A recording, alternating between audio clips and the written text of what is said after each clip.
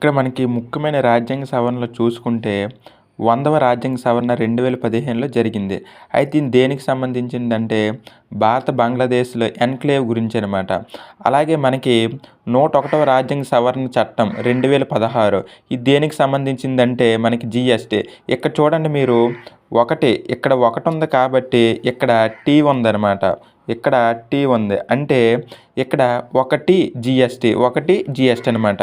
తర్వాత ఇది 2017 జూలై 1 నుంచి మనకు అమల్లోకి వచ్చింది.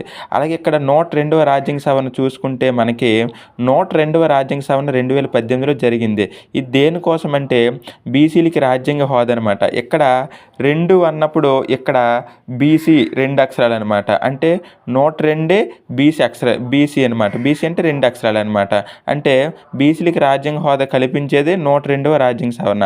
అలాగే ఇక్కడ 103 రాజ్యాంగ సవరణ 2019లో జరిగింది.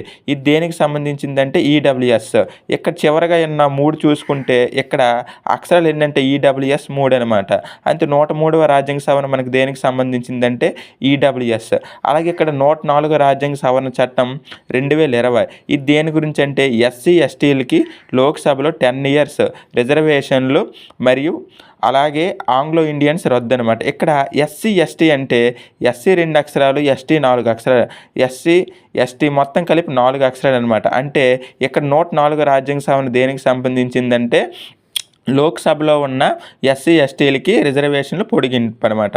అలాగే ఇక్కడ 105వ రాజ్యాంగ సవరణ చూసుకుంటే 2021 ఇది ఎస్సీ బీసీస్ కోసం అనమాట. అంటే ఇక్కడ సామాజిక విద్యాపరమైన తరగతులకి గుర్తింపునిచ్చే అధికారం రాష్ట్రాలకు ఉందన్నమాట. అంటే ఇక్కడ 5 చూసుకుంటే ఇక్కడ 5 అనేది ఇక్కడ చూసుకుంటే ఇక్కడ ఎస్సీ బీసీస్ అనేది 5 అక్షరాలు అనమాట. అంటే 105వ రాజ్యాంగ సవరణ దేనికి సంబంధించిందంటే ఎస్సీ బీసీస్ కోసం అనమాట. అలాగే 106 అంటే 106వ రాజ్యాంగ సవరణ చట్టం ఎప్పుడంటే 2023 చట్టసభలో మహిళలకి 33% రిజర్వేషన్లు అనమాట. ఇక్కడ 6 అంటే మనకి 3+3 అనమాట. అంటే ఇక్కడ 3+3 6 అనమాట. అంటే 106వ రాజ్యాంగ సవరణ దేనికి సంబంధించిందంటే 33% రిజర్వేషన్లు చట్టసభలో మహిళలకు అనమాట.